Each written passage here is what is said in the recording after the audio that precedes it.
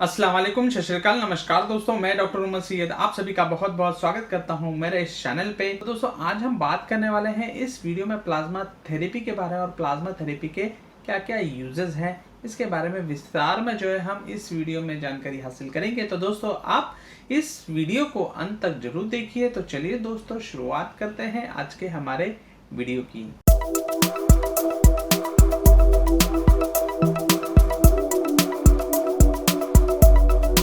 तो plasma therapy के बारे में जानने से पहले हम जानते हैं प्लाज्मा होता क्या है। हमारे शरीर के अंदर जो खून होता है उसके मेनली जो है 4 महत्वपूर्ण कंटेंट होते हैं। इसमें पहला कंपोनेंट है वो है आरबीसी, जो कि 44% होता है हमारे टोटल ब्लड का। और इसमें जो दूसरा कंपोनेंट होता है वो है डब्ल्यूबीसी और प्लेटलेट। डब्ल्यूबीसी को हम जो है वाइट ब्लड सेल कहते हैं, और प्लेटलेट ये भी एक जो है सफेद खून का ही भाग होता है, जो कि इन दोनों को मिला के ये 1% जो है हमारे ब्लड का कंपोनेंट होता है। और जो बाकी का 55% का हिस्सा होता है उसे हम जो है प्लाज्मा कहते हैं। आपको नॉर्मली जो है ब्लड रेड कलर का दिखाई देता है, और जब इस ब्लड को हम शरीर से बाहर निकालते हैं और जब हम इस ब्लड को सेंट्रीफ्यूगल मशीन में डालते हैं, और सेंट्रीफ्यूगल मशीन में जाने के बाद में ये ब्लड जो है कुछ इस प्रकार का दिखाई देता है।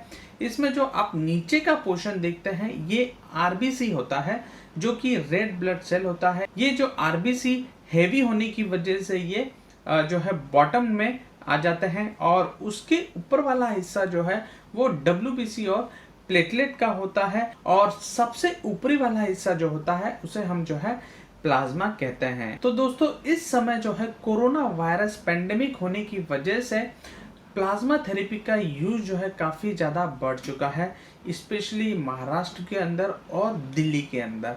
प्लाज्मा थेरेपी का जो यूज होता है शरीर के अंदर वो किस तरह से होता है। तो दोस्तों अगर कोई मरीज कोरोना वायरस से ग्रसित है और उसके शरीर के अंदर जो है कोरोना वायरस आ चुका है, और ये कोरोना वायरस आ जाने के बाद में उसका शरीर जो है इसके खिलाफ जो है कुछ एंटीबॉडीज बनाना चालू करता है, और जब पेशेंट रिकवर्ड हो जाता है यानी कि पूरी तरह ठीक हो जाता है, तो शरीर के अंदर एक एंटीबॉडीज का लेवल जो है अचीव हो जाता है, यानी कि शरीर के अंदर जो है उस रोग के प्रति लड़ने की जो क्षमता होती है वो बन चुकी होती है। वो बनने का कारण होता है हमारे शरीर के अंदर एंटीबॉडीज का बनना।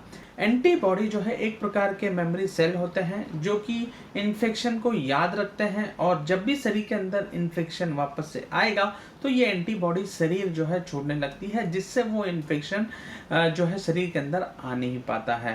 तो इसी साइंटिफिक कॉन्सेप्ट के सहारे जो पेशेंट कोरोना वायरस से ग्रसित है उनको जो है जो पेशेंट ठीक हो गए होते हैं उनका प्लाज्मा जो है दिया जाता है, और ये प्लाज्मा भी उनका सेलेक्ट किया जाता है जो कि मरीज ठीक हो चुके हैं और उनके शरीर के अंदर काफ़ी ज़्यादा मात्रा में जो है एंटीबॉडी मौजूद हैं। तो उसको देखने के बाद ही जो है पेशेंट के शरीर में ये प्लाज्मा थेरेपी जो है दी जाती है। बहुत सारे केसेस में रिकवरी बहुत अच्छी देखी जाती है प्लाज्मा थेरेपी देने के बाद। और अगर हम प्लाज्मा थेरेपी की हिस्ट्री की बात करें तो इसका जो यूज़ है सन 1900 से किया जा रहा है, और सन 1901 में एमिल बेहरिंग जो कि एक फिजिशियन थे, इनको जो है नोबेल प्राइज़ दिया गया है। स्पेशली प्लाज्मा थेरेपी का यूज़ उन्होंने जो है डिप्थीरिया के पेशेंट्स में किया था, और उसकी रिकवरी हो गई थी। और प्लाज्मा थेरेपी का यूज़ जो है बहुत पहले भी किया गया है। इबोला का जो आउटब्रेक हुआ था 2013 से 2016 में, तो उसमें भी जो है प्लाज्मा थेरेपी का यूज़ किया गया था, और उस समय भी जो है हमारे पास ट्रायल का जो है डाटा नहीं था जिससे हम कह सकें कि ये जो प्लाज्मा थेरेपी है ये वर्क करती है या नहीं करती है इबोला वायरस में। लेकिन इस समय जब हम कोरोना के पेंडेमिक में हैं तो लगभग जो है 60 क्लिनिकल ट्रायल पूरे दुनिया भर में चल रहे हैं अलग अलग देशों में। इंडिया के अंदर ही जो है महाराष्ट्र के अंदर एक बड़ा क्लिनिकल ट्रायल चल रहा है, और इस ट्रायल को जो है महाराष्ट्र के सीएम उद्धव ठाकरे जी ने लॉन्च किया है, और इस प्रोजेक्ट को नाम दिया गया है प्रोजेक्ट प्लैटिना। और इस प्रोजेक्ट को चलाने के लिए 21 मेडिकल कॉलेज के अंदर जो है ये ट्रायल को जो है किया जा रहा है महाराष्ट्र के अंदर। वैसे ही जो है दिल्ली के अंदर भी जो है अरविंद केजरीवाल जी की सरकार भी जो है इसी तरह के काम कर रही है। एक हॉस्पिटल है दिल्ली का लोक नायक हॉस्पिटल, उसके अंदर लगभग 400 पेशेंट के ऊपर जो है क्लिनिकल ट्रायल चल रहा है और लगभग इसे जो है 1 से 2 महीने लगेंगे पूरा होने के लिए। और जो क्लिनिकल ट्रायल होता है जिसमें प्लाज्मा थेरेपी की जाती है, उसके अंदर जो है 2 टाइप के ग्रुप होते हैं। एक ग्रुप होता है जिसको प्लाज्मा थेरेपी दी जाती है और एक होता है वो ग्रुप जिनको प्लाज्मा थेरेपी नहीं दी जाती है। और कुछ समय के थेरेपी देने के बाद में 1 हफ्ता, 10 दिन, 15 दिन, जैसे भी पेशेंट का ट्रीटमेंट का टाइम होता है, वो थेरेपी देने के बाद में कितने पेशेंट जो है प्लाज्मा थेरेपी के बाद ठीक हुए, कितने पेशेंट नहीं ठीक हुए और कितने पेशेंट बिना प्लाज्मा थेरेपी के ठीक हुए और कितने नहीं ठीक हुए, तो इसका जो है डाटा को कलेक्ट किया जाता है। और जब प्लाज्मा थेरेपी का जो ट्रायल है वो 1 से 2 महीने के अंदर पूरा हो जाएगा, तो उसका जो भी रिजल्ट आएगा उसके बारे में अपडेट आपको मैं अगले वीडियो में जरूर दूंगा। तो दोस्तों, प्लाज्मा थेरेपी दी कैसे जाती है? तो दोस्तों, शरीर के अंदर से जो है हमें केवल शरीर का जो प्लाज्मा होता है वही जरूरी होता है। तो एक ये मशीन होती है, जैसे कि आप इस फोटो में देख सकते हैं, ये मशीन जो है केवल आपके शरीर के अंदर के जो प्लाज्मा होती है उसको एक्सट्रैक्ट करती है और जो बाकी का कंपोनेंट होता है वो आपके शरीर के अंदर वापस चले जाता है। और इस टेक्निक के सहारे जो प्लाज्मा कलेक्ट किया जाता है उसे हम फ्रेश फ्रोजन प्लाज्मा कहते हैं। और जब भी किसी मरीज को प्लाज्मा की ज़रूरत होती है तो उसको जो है ये प्लाज्मा प्रोवाइड की जाती है।